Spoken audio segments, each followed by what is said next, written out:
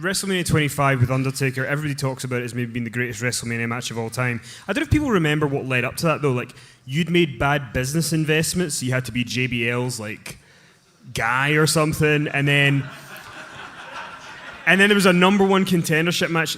So if Shawn had lost this match, WrestleMania 25 would have been The Undertaker versus Vladimir Kozlov.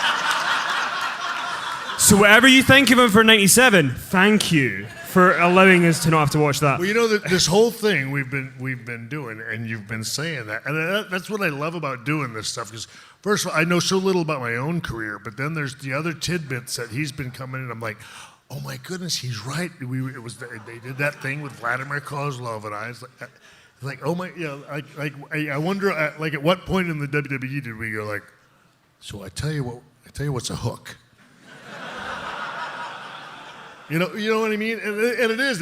It's that stuff. Like I said, it is. And you know, she's right. I mean, I needed this person, I needed that person, I needed this person, and like you said, so we're coming down to, let's see, who do we want to face Undertaker? We got Shawn, we got HBK over here, or Vladimir. I mean, I don't know. So every moment that I feel like, man, I am a star, there's a little something else that lets me know, like, not so much. You know what I mean? And that's why it's very hard to be too prideful about this line of work, because you know you're one match away from being like somebody. Vladimir Kozlov, yeah. or at the very worst, you know, Kenny McIntosh's punchline. You know what I mean? Nobody wants to be that. No, but I'm just saying. I mean, I was this close to being, Vladimir could be sitting here and you'd be getting there going, Shawn Michaels. You know what I mean? And everybody'd laugh like, oh my goodness, yeah. Well, luckily we ended up here with Shawn Michaels. I've cursed more here tonight than I think I have in the last year. That's your fault too.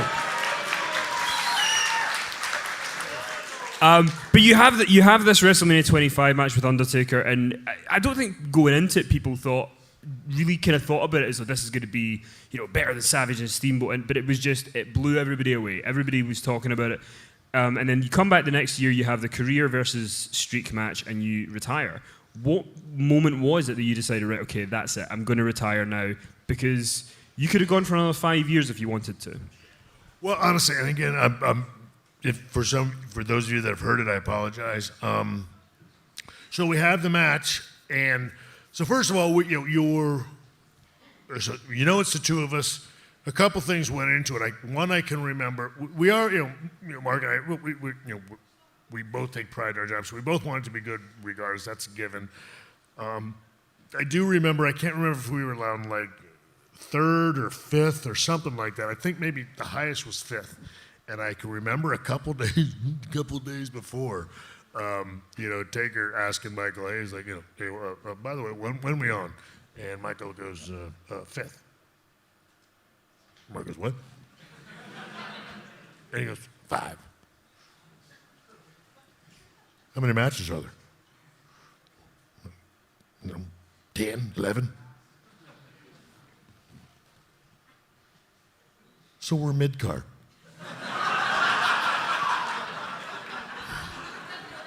And Taker sits back and he goes,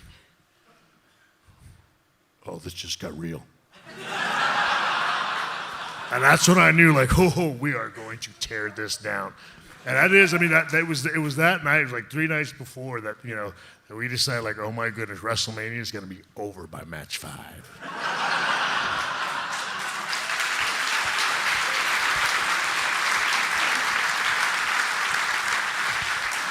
And honestly, we came back, Hunter was on after us, he came through and he goes,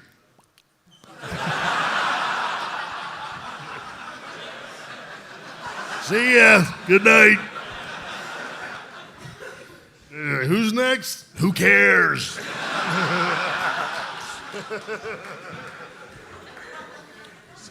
I wish that had been videoed. Yeah.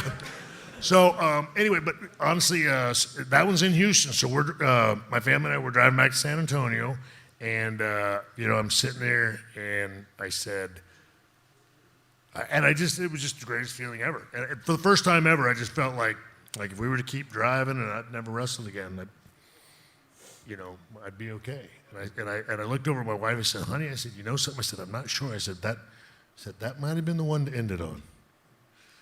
And she said, what? I said, I don't know. I said, I don't know if it gets any better than that. I said, I just, I feel like I could walk away now and I'd be okay with it. She said, really? I said, yeah, I'd never, every time and again, I want to choose my words carefully. I don't mean to say like every time I've done that, like every time I've torn the house down in WrestleMania. No, I just meant that, it's just every time that, it felt like it really went, like that was special. I still wanted to do it again. I still wanted to get back on the roller coaster, but this time I didn't. It just felt like, I don't know, like if we just kept driving and I never did this again, it's like, I'd be okay with that. That would be all right. And again, she was just intrigued by that. She said, well, maybe that's something you want to start thinking about. That's your call. And so anyway, again, and like a lot of WrestleManias, I was taking the summer off, would come back at whatever it was, SummerSlam or something like that. And so I started thinking about it, started talking about it. And then midway through the summer, Michael Hayes called me and he goes, I got an idea. And I said, all right. He goes, well, I'm just thinking. He goes, we've never done it. I said, but how about we do a return match? Never done it. WrestleMania. Shawn and Taker 2. Put your career on the line. And I said, all right. He goes, well, I'm just saying. He goes, I know you, and again, and of course I would talk with Michael and stuff. So, he knew that, these were possibilities of that I was getting thoughts towards that direction. He goes, now if it's something you want to, we don't really have to do it. He said, we can always, doesn't really have to be on the line. He goes, we can do something, we can get out of it, but we can put that as a stip or whatever. And of course, at that time, he was thinking like, plus we can do the whole, everybody retires thing and you can come back. It's pro wrestling. Nobody retires anymore. And I said, something to think about. I said, and that's, something we've been talking about here. I said, so when I come back, I'll let you know, whatever it is, what I come up with. Anywho, go through the summer. And honestly, the way the Taker, the second match came about is we were winning, Taker and I were winning the Slammy Award for Match of the Year. They were awarding it to, giving it to me, whatever, like in October or something like that. Hunter was out there announcing it, and I remember, again, that day, right before, not long before I'm going out, I went to Michael Hayes. I said, hey, I said, where are we at on, me and the Taker thing? Are we going to do that at WrestleMania? He goes, well, I don't know, because that's what we'd like to do. That's what we got set. I said, well, how about I go out there tonight? He said, I win the award. And I said, I challenge him. I said, we start building a WrestleMania right now. He was like, we do that now? And I said, I don't know, I'm just throwing it out there. That's y'all's job. He goes, well, let's go talk to Vince. So we go up to a gorilla position. And so the three of us are just, going through all these, because, whatever scenarios. Well, geez, I don't know. We want to do this. We want to do that. Well, what other plans did you have for me? What other plans did you have for Taker? Well, we're not sure. It's October, and so, nothing about WrestleMania is really set in stone at this point, but you've got an idea. And the thing is, look, if they're talking about it in the summer, it's,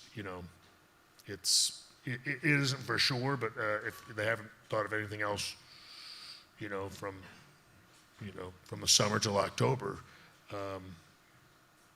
your options are pretty good. That you've still got a chance if you want it to be that. And so I just said, look, I said the very worst, look, let's just do it. I said we don't have to do the stipulation. I don't have to put my career on the line, but just let me throw it out there. And I said, look, like we've done stuff to your point. I didn't say cause love, but I said, look, it's one of those things that I could make I could make it now, and even if you guys we wanted to change it, it could be the whole Shawn puts his, whatever the Rumble, Shawn puts his opportunity to take her on the line, against somebody and blah blah blah. I said, so I said, let me just challenge him out there, and Ben's like, so we're just gonna go there tonight? And I said, well, why not? I said, let's just start building it now. Anyway, so I went out there, and sometimes, that's how things get decided on Raw, or certainly my stuff. And so I just went out there and we made the challenge. That's how we came up with the second match. We didn't throw the stipulation out there. And I came back and Taker had already texted both Vince and Michael and said, so I guess I'm working with Shawn at WrestleMania again. And that's how, honestly, that's how he found out, watching Raw that night, that we were doing the rematch.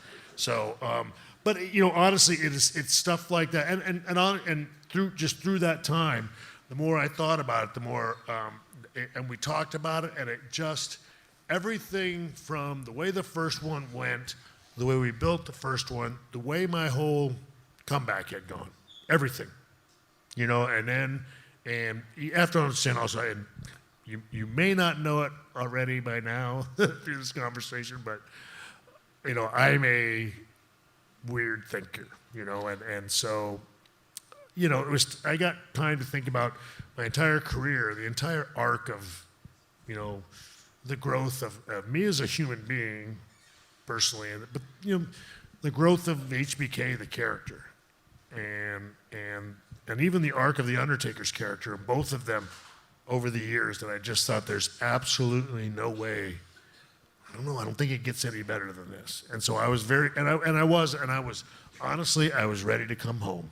I was just, my kids were still young, our son was 10, our daughter was 5. They were still young enough that I could come home now and still have a huge time left in their lives to be with them and hang out with them. Heaven forbid I, be a husband to my wife and everything else, one that's there, and all that kind of stuff. And honestly, so there's just a number of different reasons, but career-wise, it felt perfect. The only thing that, needed to happen was the match went well. And that was honestly sort of going to be the deciding factor, is how it felt in here. Again, would I come out of it with that same feeling that I came out of at 25, to where if I didn't walk back in there, it wouldn't bother me one bit.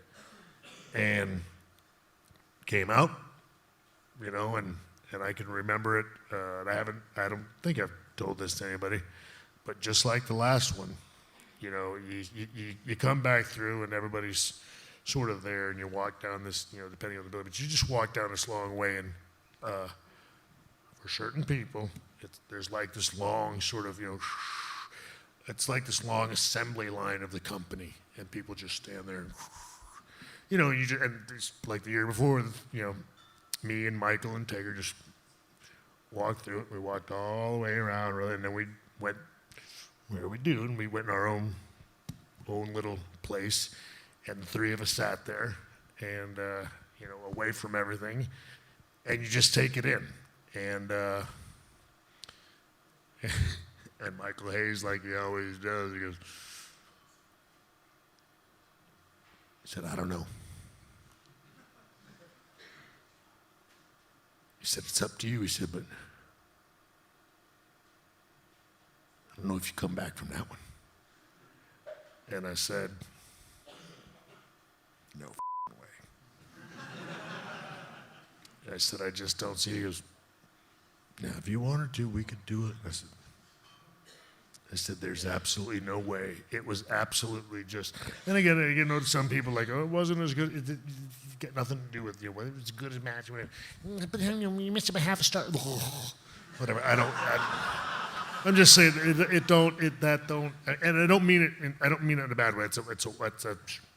All those things matter, somewhere to somebody, but I'm saying, and I mean that sincerely. I don't mean that in a bad way, but it's just like, for us, you got to understand, for the people that do it, for the people, and again, for instance, and you guys, I'm sure you guys, you've got it when the guys, it's football over here, right, and whatever. But when those guys have been doing it their whole lives, like when they retire, when they walk away, they would, that's why they weep at their retirement speech, because they've played soccer since they were little. Soccer's all they know, and now they're walking away from the one thing that they know how to do. And so, anyway, that's why guys, believe it or not, they have a hard time walking away from this stuff. That's why the retirements have always been such BS before, because, this is what we do. It is hard to walk away from. You've got to be able to disconnect in here to be able to walk away from it. I mean, I think some guys, and I think that's why they don't walk away, because they just do it here. You know, it's not whatever, the money, the this, or the, lose, leave town. It's good, it's a good promotional idea. It's good this, it's good, and they do it all from here. And I just knew from here, it's like, time to walk away. And honestly, that's the only reason it's been, and I use the term in a respectful way, easy to stay away, because it's just been, it just felt, like I said, felt like I started at 19 years old painting this picture, and then after that WrestleMania, I got done, and it seemed, and again, it seemed like you guys were there emotionally, and it was just, it was there, and it just felt like a real moment, and that was the thing for us. Yeah, it was masked in the world of pro wrestling, but yeah, it's the realest moment. It's me walking away from the one thing I know how to do, the one thing I was built to do, the one thing that I absolutely know without a doubt that I was put on this earth to do is to do that stuff. And it was time for me to go walk away from that. And I couldn't have done that if all of this, you, me, people I was with, everybody felt the same thing. And I felt like we did, and it's like, you don't mess with that.